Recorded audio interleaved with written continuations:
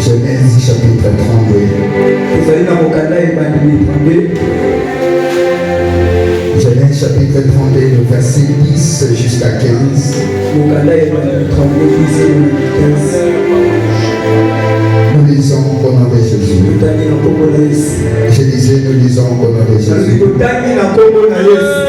La Bible dit: je suis trop petit pour toutes ces grâces et pour toute la fidélité dont tu as usé envers ton serviteur. Car j'ai passé ce Jourdain avec mon bâton, et maintenant je forme des camps. Délivre-moi, je t'ai pris de la main de mon frère, de la main d'Ésaü, car je crains qu'il me vienne et qu'il ne me frappe avec la mère et les enfants. Et toi, tu as dit: je te ferai du bien et je rendrai ta postérité comme les sables de la mer, si abondants qu'on ne saurait les compter. C'est dans ces lieux là que Jacob passa la nuit. Il prit de ce qu'il avait sous la main pour faire un présent à Ésaü son frère: 200 chèvres et 20 boucs, 200 brebis et 20 béliers, 30 femelles des chameaux avec leurs petits qu'elles allaitaient, 40 vaches et 10 taureaux, 20 ânesses et 10 ânes. Parole du Seigneur. Tu peux répondre à ta place. Nous allons lire aussi notre deuxième verset. Notre deuxième texte, c'est dans le livre de 2 Rois, chapitre 4.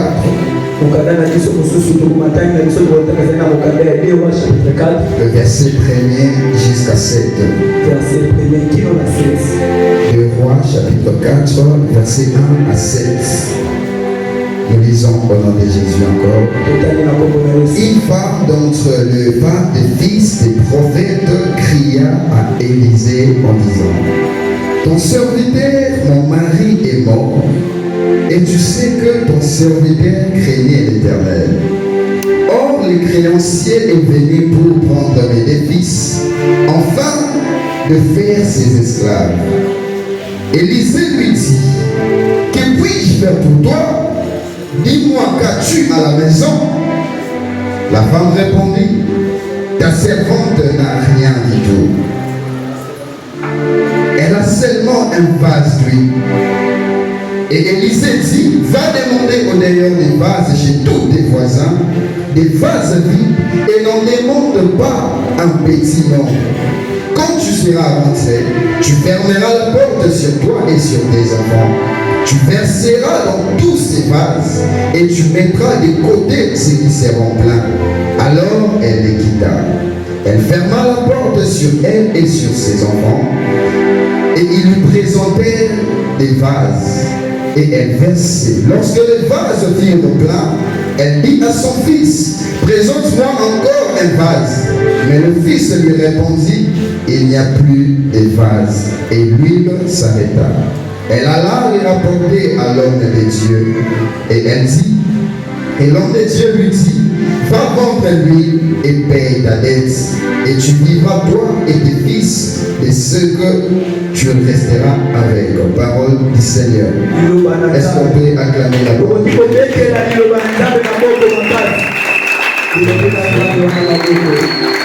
Ce soir, nous allons parler d'un thème que nous avons intitulé les fonds du départ. Les fonds du départ. Est-ce que tu peux m'aider à dire les fonds du départ? Non, je n'ai pas bien entendu. Est-ce que tu peux dire les fonds du départ? Nous venons de lire une histoire. La Bible nous parle qu'il y avait Ésaü et Jacob. C'était des frères issus d'une même famille. Mais si vous suivez bien là où nous avons commencé, dans le verset 3, Jacob est en train de dire à Dieu, je suis trop petit pour ces grâces. Je suis trop petit pour cette faveur que tu as misée envers moi. Je ne saurais pas supporter cette grâce que tu as mise en moi. À cause de cette grâce que tu as mise en moi, je suis devenu l'ennemi de mon frère. La mort se présente devant moi. Et cette mort se présente devant moi juste à cause de ce que tu as mis en moi. Bien aimé, si vous suivez très bien cette histoire, vous allez comprendre avec moi que Jacob devait fuir. Parce qu'il voyait déjà la colère dans son frère. Il voyait la méchanceté dans son frère. Et la seule résolution qu'il avait, c'était de fuir. Et la Bible dit que pendant qu'il fuyait, il devait passer sur les Jourdains. Mais j'aime tellement ce que Jacob est en train de dire. Jacob dit que je passais ces Jourdains seulement avec mon bâton. Et j'ai compris que le bâton c'était le fond du départ de Jacob. Pendant que Jacob fuyait, la Bible n'a pas dit qu'il avait pris ses habits. Jacob n'avait pas pris les animaux de son père. Jacob n'avait pas d'argent. Et Jacob avait un bâton. Alléluia. Amen. J'aimerais que tu sois connecté ce soir. Par la grâce de Dieu, nous aurons des révélations à faire ce soir. Et si tu es connecté, tu vas recevoir beaucoup de choses de la part de Dieu. La Bible dit que Jacob a passé les journées avec un bâton. Mais lorsqu'il arriva quelque part, ce bâton a fait de lui un berger. Pendant que Jacob fouillait, il ne savait pas qu'il était un berger. Mais il fouillait seulement la mort. Pendant qu'il fouillait, il savait que dans sa famille il n'y avait plus rien. Parce que la Bible déclarait que son père Isaac était devenu vieux. Donc c'est-à-dire qu'il n'y avait personne pour aider Jacob avec dans ses combats. Et je comprends une chose, que Jacob n'avait personne pour s'en sortir dans sa vie. Il allait quelque part où il n'y avait personne pour le soutenir. Il partait comme Moïse sans savoir où il allait. Juste parce que la mort était dans sa famille. Il devait traverser les Jourdains. Pendant qu'il traverse les Jourdains, il était parti sans rien avoir. Et j'aime le témoignage de Jacob. Jacob est en train de dire que j'ai passé les journées avec un bâton, mais je rentre avec des gants. Je suis passé avec un bâton, mais lorsque j'ai retourné, je suis retourné avec des gants. Ça veut dire que la personne qui avait seulement les bâtons, mais lorsqu'il devait retourner chez son frère, il avait de multiples animaux. Au-delà de voir les animaux, il avait une femme et des enfants. Alléluia. Amen. On n'a pas expliqué ce que Jacob a vécu durant ces temps. Comment Jacob est arrivé à voir les animaux sur sa possession? Parce que dans ces temps-là, si tu as des animaux, tu es riche. Et quand Jacob est parti, il n'avait pas l'idée de devenir riche. Mais il avait seulement un bâton. Les départs peuvent être difficiles. Les départs peuvent sembler être compliqués. Mais bien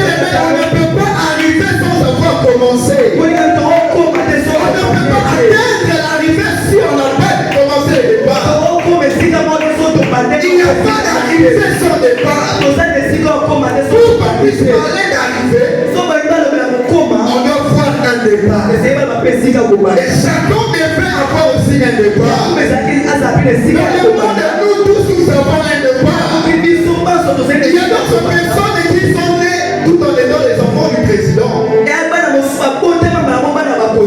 Mais ils ne connaissent pas le départ de leurs parents pour devenir le président. Je vais dire une chose. Il y a des enfants qui profitent de bénédictions de leur père. Mais il y a aussi des nous là qui sont en train de chercher comment à bénir nos parents. On n'est pas né dans les familles où il y a tellement de riches. Notre départ semble que nous sommes des pauvres. Mais nous savons une chose, que le départ ne signifie pas l'arrivée. Le départ ne veut pas dire arriver. On peut mal commencer pour bien finir. Et on peut aussi commencer bien et finir mal. Mais le plus important, il ne faut pas négliger le fond du départ. Même si quand tu regardes le fond du départ que tu as, parfois tu regardes, tu dis qu'il n'y a rien. Mais la Bible ne m'a pas dit que Jacob traversait les journées avec un arbre. Parce que c'est lui qui traverse les journées avec un arbre.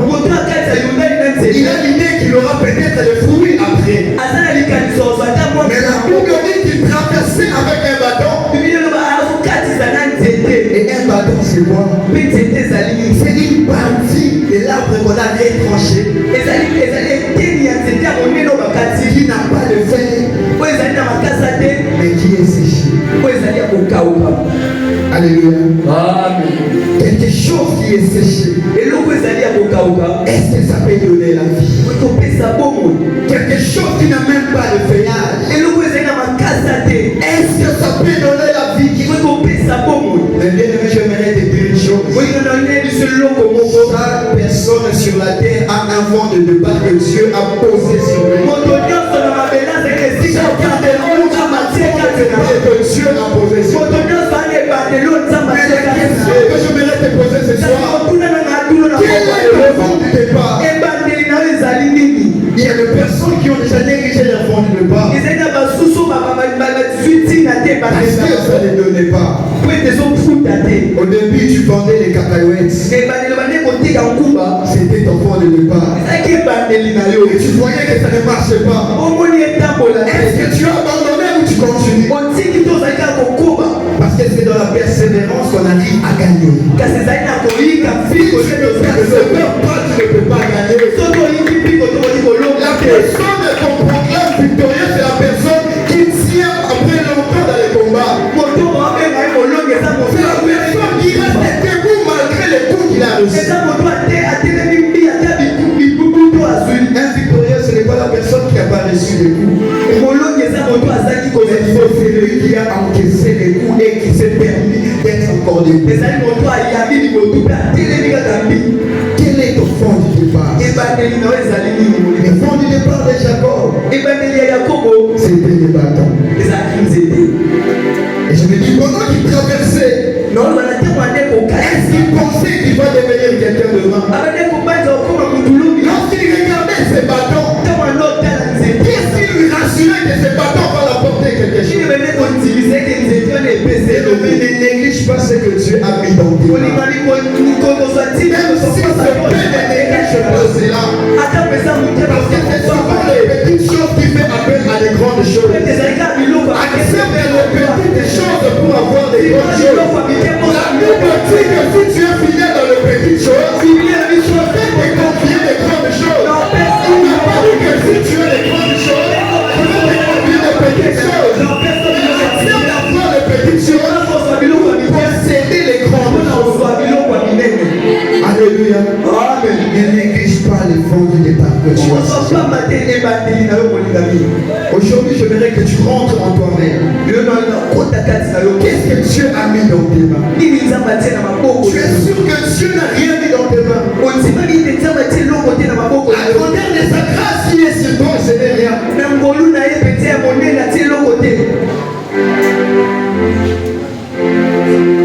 Jacob n'avait rien. Jacob a zaki de l'autre côté. Et la Bible nous parle seulement Jacob est en train de fuir. Bible est celui comme Jacob avec la. Mais qu'est-ce qui a fait que Jacob commence à fuir? Qui est celui que Jacob a banala kokima. La Bible dit, Bible c'est connu ça. l'histoire c'est dans Genèse chapitre 25. L'histoire est dans Ébandé chapitre 25. Genèse chapitre 25 à partir du verset 3. Ébandé chapitre 25. La Bible dit que Isaac n'avait pas d'enfant avec sa femme Rebecca. Et Rebecca avait tellement besoin d'avoir un enfant. Mais quand elle n'arrivait pas à avoir un enfant, elle est allée auprès de son mari Isaac. Elle dit à Isaac, donne-moi un enfant, sinon je vais me donner la mort. Si tu ne me donnes pas un enfant, je meurs. La Bible dit que Isaac est parti prier Dieu. Il a rappelé à Dieu les promesses de son père Jacob, son père Abraham. Il dit que je suis le fils de la promesse. Tu avais promis à mon père que je ferai de toi le père de la multitude. Et toute la postérité de la terre seront bénies en ta postérité. Maintenant que ta parole déclare que les enfants sont une bénédiction pour leurs parents. Mais comment je n'arrive pas à toucher ma bénédiction alors que je suis enfant béni? Et quand Dieu est toujours esclave de sa parole, il a donné l'enfant à Isaac. Mais il y avait une prophétie. On a dit à Isaac, il y aura des jumeaux dans les ventres de ta femme. Et il y avait des jumeaux qui se battaient tellement dans les ventres de Rebecca. Et Rebecca n'arrivait plus à supporter cette grossesse. Parce qu'il y avait toujours des troubles dans son ventre. Et Rebecca dit, si je savais que la grossesse était comme ça, il fallait que je ne puisse pas tomber grosse. Elle est partie chercher la face des yeux. On peut chercher des prophéties, mais les prophéties peuvent nous causer aussi des problèmes. C'est à cause de cette prophétie que la vie de son enfant Jacob était mise en danger. L'homme de Dieu a dit à Rebecca,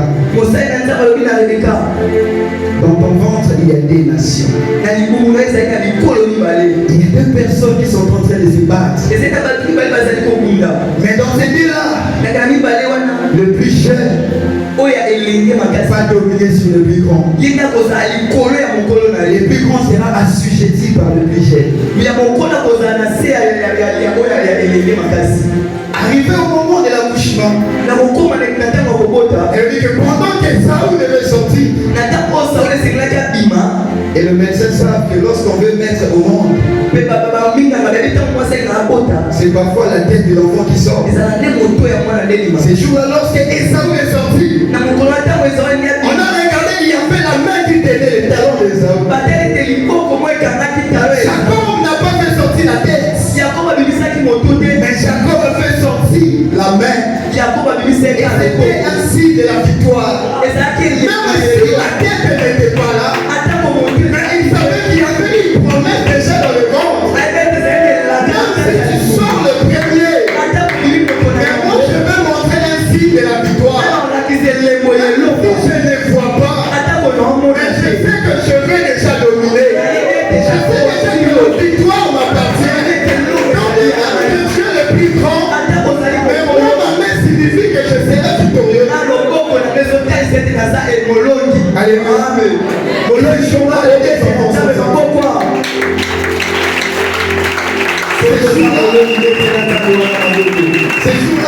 enfants sont sortis.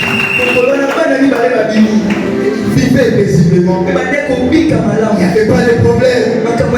Mais lorsque tu es un enfant de la promesse, peu importe les manèges que le diable peut faire, il va toujours t'amener à l'accomplissement de cette promesse.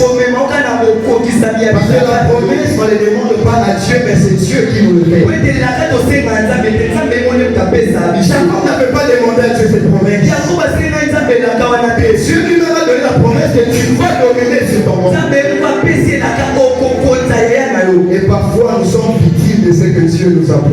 À cause de la grâce qu'on peut avoir, ça peut nous apporter la mort. On n'a pas demandé la grâce à Dieu. Et Dieu nous accorde la grâce. Et cette grâce peut être dangereuse. Et ce jour-là, la vie de Jacob semblait déjà être en péril. Et un jour, la Bible dit que Esaü était sorti. Il avait tellement fait lorsqu'il rentrait. Il a trouvé son petit frère en train de préparer. Il dit à son frère, est-ce que tu peux me donner à manger, j'ai faim? Mais je me demande qui avait dit à Jacob de demander les droits de l'aise. Si tu as les promesses de Dieu en toi, ça va commencer à parler à ta place. Jacob ne savait rien. Si tu veux que je te donne à manger, donne-moi ton droit de naissance. Et ce jour-là, Esaü a regardé. Atana pesio yango. Soki le milieu a bayebi ka tengani na ça ya. Qui a yango comment na papier té. Soki na pesio yango ça va rien changer. Soki pour cette avance na ko la kona ya. Mais il ne savait pas que le monde a été créé par la parole. Si le monde a été créé par la parole, c'est que la parole détient une puissance. Et ce jour-là, Esaü n'a pas compris cela. Mais par la parole, on peut détruire et on peut arranger. Ça veut dire que par la parole, on peut bénir, par la parole, on peut mourir. Et ce jour-là, par la parole que Esaü a utilisé, il a fondé son droit de naissance sans le savoir. Pour que la prophétie s'accomplisse toujours. Et ce jour-là, on devait bénir les enfants. Et pendant qu'on voulait bénir, si tu as la promesse de Dieu en toi comme fond de départ, on ne pas t'accompagner partout où tu es. Les obstacles vont devenir des opportunités. Ce jour-là, on devait bénir le plus grand. Selon les hommes, c'est le plus grand qui est destiné à avoir toute la bénédiction. Mais selon Dieu, ce n'est pas ça. Selon Dieu, celui qui est destiné à avoir la bénédiction, c'est celui qui a la grâce. Et ce jour-là, Isaac a appelé Esaü. Il dit, prépare-moi ce que j'aime que je puisse te bénir. Esaü est parti chercher. Mais Rebecca était là, Rebecca a appelé Jacob. Il dit, j'aimerais que c'est toi qui sois béni à sa place. Juste pour que la prophétie s'accomplisse. Rebecca a préparé pour Jacob. Il lui dit, va donner à ton père. Jacob arrive devant son père. Son père lui pose la question. Est-ce que c'est toi, Esaü? Et Jacob dit que oui, c'est moi. Isaac ne s'est pas limité là. Isaac a dit, approche, je vais te toucher. Parce que je sais que mon fils a des poils. Et pendant que Jacob s'approchait, Satan lui avait mis le vêtement d'Esaü. Et elle avait pu faire aussi des mots.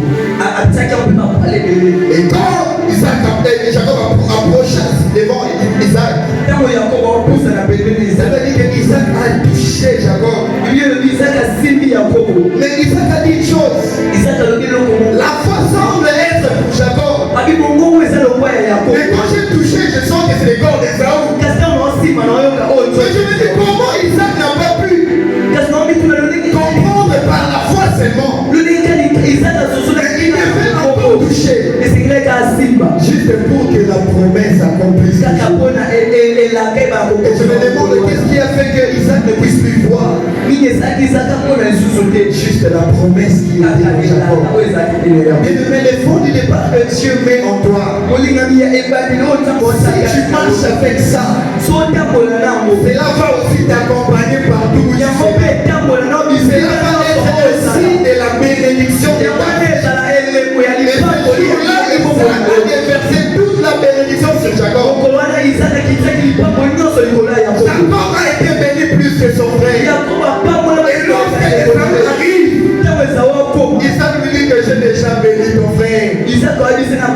Esaü pose la question à son père. Est-ce que tu n'avais qu'une seule bénédiction? Mais j'ai dit que la bénédiction était la parole. Isaac pouvait encore dire d'autres choses. Mais qu'est-ce qui a empêché Isaac de bénir aussi Esaü? Parce que la promesse devait s'accomplir. Et ce jour-là, Isaac a dit à Esaü, je n'ai plus d'autres bénédictions pour toi. Cela a donné la colère.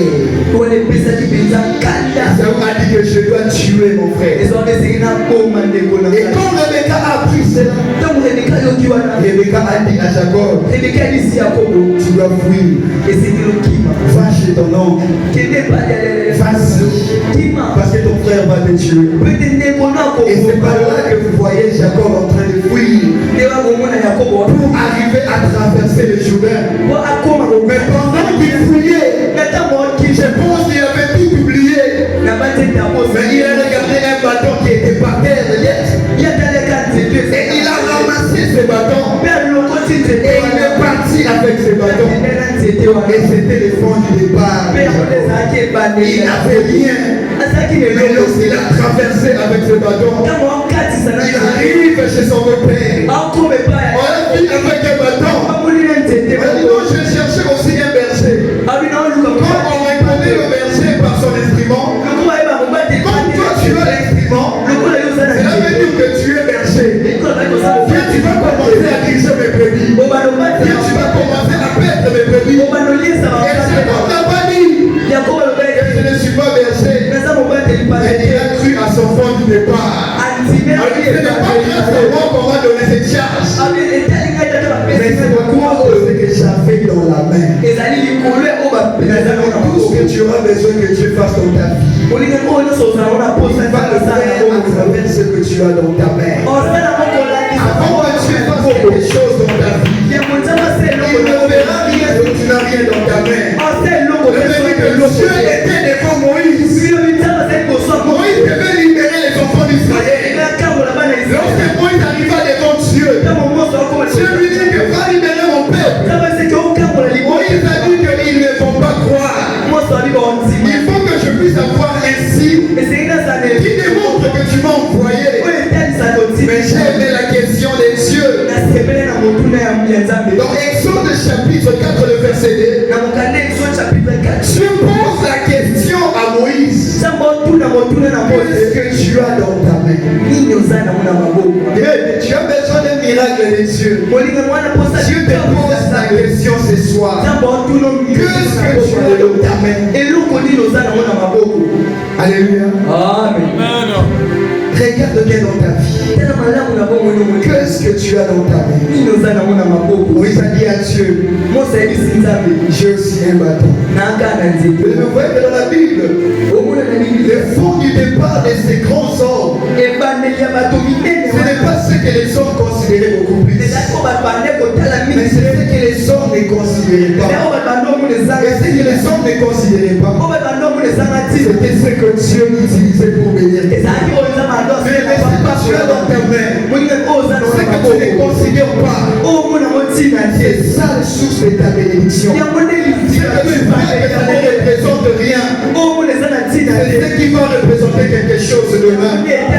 Moïse marchait avec les bâtons, mais il ne savait pas que ces bâtons avaient la capacité de devenir un serpent. Et ce jour-là, Dieu lui pose la question, qu'est-ce que tu as dans ta main? Prends ce que tu as dans ta main, ce matin. Et c'est le jour que Moïse a compris que ce bâton n'était pas un bâton, mais ce bâton était un faiseur de miracles. C'est à travers ce bâton que Pharaon a su que Dieu peut faire quelque chose avec quelqu'un. C'est avec ce bâton que l'eau a pu jaillir du rocher. C'est avec ce bâton que la mer où s'est séparée. Je parle de tout le départ que tu as. C'est avec ce bâton que Dieu va t'élever. C'est avec ce bâton que Dieu va t'honorer. C'est avec ce bâton que Dieu va que tu avances. C'est avec ce bâton que Dieu va enlever l'immunité de ta famille. C'est avec ce bâton que Dieu va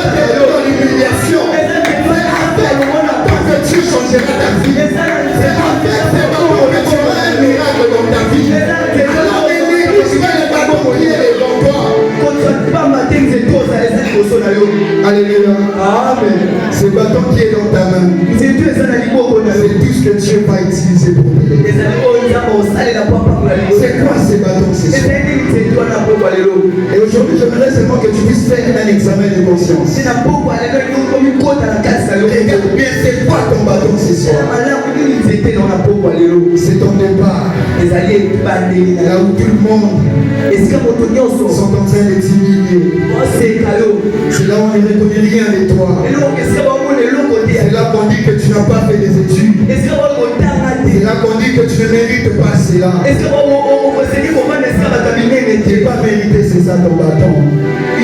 Même si je n'ai pas mérité devant les hommes, je peux mériter devant Dieu.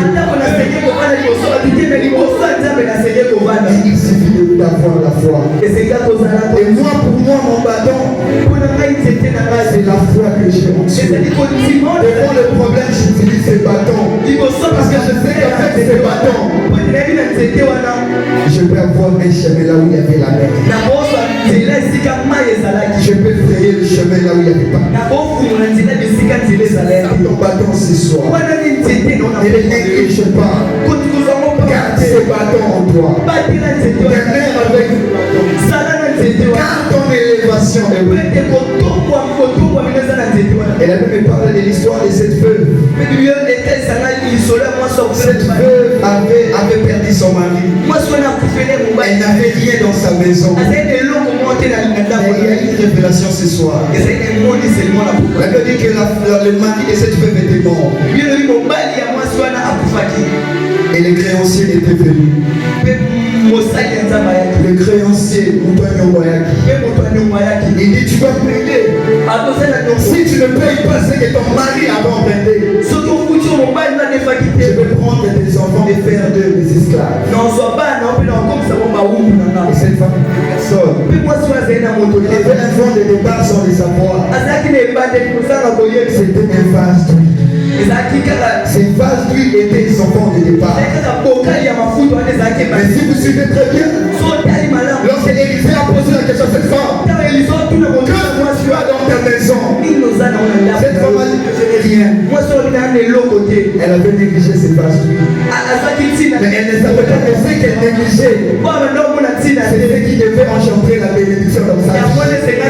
Elle ne peut pas tenir compte de ses vases d'huile. Parce qu'elle disait que c'était trop peu. Ça ne pouvait rien faire. Avec ce qu'on ne peut rien faire, on peut arriver à faire quelque chose avec. Ce qu'on dit qu'on ne peut rien faire avec, c'est ce que Dieu va utiliser pour faire quelque chose. Et cette femme n'a pas tenu compte. Elle n'a pas tenu compte de ça. Et l'homme de Dieu a dit, va demander des vases. Et ce que j'aime avec Élisée, il n'a pas dit va chercher 10 vases. Non, va chercher 20 vases. Mais il a dit, va chercher un nombre que tu voudras. Mais lorsque la bénédiction de Dieu est sur toi, ça n'aura jamais de limite. La bénédiction de cette femme dépendait de la grandeur de sa foi. C'est-à-dire que la grandeur de foi qu'elle devait avoir déterminait la bénédiction qu'elle devait avoir dans sa vie. Parce que la Bible dit, lorsqu'il n'y avait plus de vases, au moment où lui s'arrêta. Donc c'est-à-dire que s'il y avait encore plus de vases, cette femme allait avoir encore beaucoup d'huile dans sa vie. Et Élisée lui dit, tu vas vendre, tu vas payer ta dette, mais il y aura encore ce qui va rester. Et ce qui va rester va te permettre à vivre entre toi et tes enfants. Cette femme devait avoir des enfants comme esclaves. Mais elle est restée avec ses enfants. Et avant de terminer, je voudrais te révéler quelque chose ce soir. Ce verset m'a enseigné beaucoup de choses. J'ai compris d'une autre dimension. Que tu puisses comprendre avec moi d'une autre dimension. Est-ce que vous savez qu'on était aussi des esclaves? Parce qu'on n'arrivait pas à payer la dette que nos pères ont empruntée. Comme le mari de cette veuve, le mari de cette veuve avait emprunté. Elle n'avait pas qui devait payer. Et c'est Et Marie représentait Adam et Ève. La femme et les enfants représentaient l'humanité pour le monde. Adam et Ève ont péché. Ils avaient la dette qui Satan. Ils ne pouvaient pas payer. Et le Seigneur est venu nous réclamer. Parce que la Bible dit que celui qui se livre du péché devient esclave du péché. Donc c'est-à-dire que le péché, Adam et Ève ont commis, a fait de nous l'humanité des esclaves du péché. Et on était dans le péché. Il n'y avait pas moyen de payer.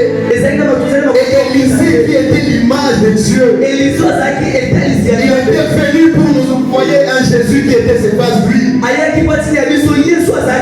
vases d'huile qu'on ne considérait pas. Ces vases qu'on ne voyait pas son importance. Mais c'est ces vases d'huile qui devaient donner la vie. Ces vases d'huile qu'on ne regardait pas. Mais c'était ces vases qui amenaient la vie. Et ce jour-là, Élisée a présenté ces vases d'huile. Dieu nous a présenté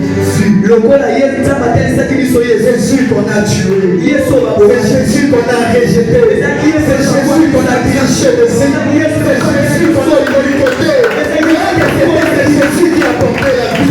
C'est Jésus qui a donné la vérité. C'est Jésus qui a payé notre dette. Puis à la fin, allez partout.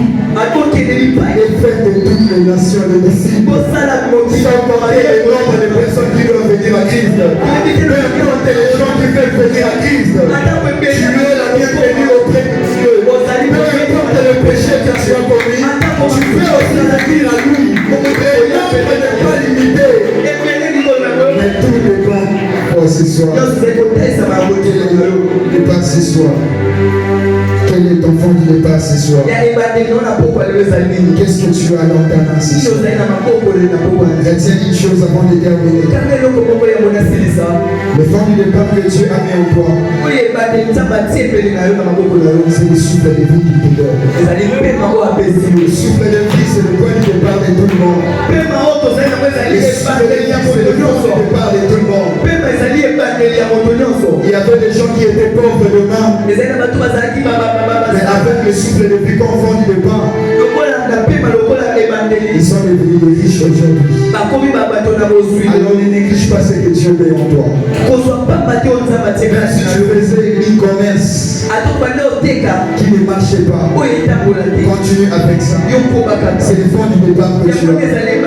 Je ne vais pas vous raconter l'histoire de papa, parce que hier il nous a aussi parlé de son fond du départ. Il nous a parlé de son fond du départ avant de devenir ce qu'il est aujourd'hui. S'il n'avait pas le souffle de vie, c'est là où il était. Quand on était en train de lui chercher, il n'allait pas arriver là où il devait arriver. Mais parce qu'il avait un fond du départ, aujourd'hui il est arrivé quelque part.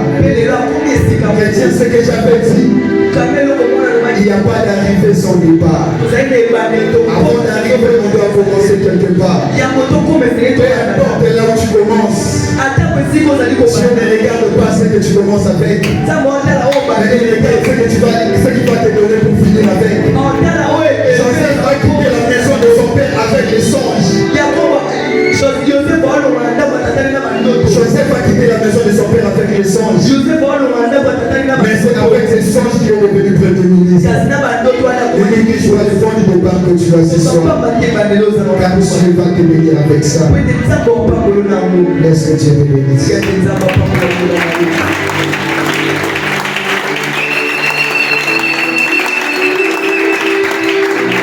Est-ce que tu peux te bénir?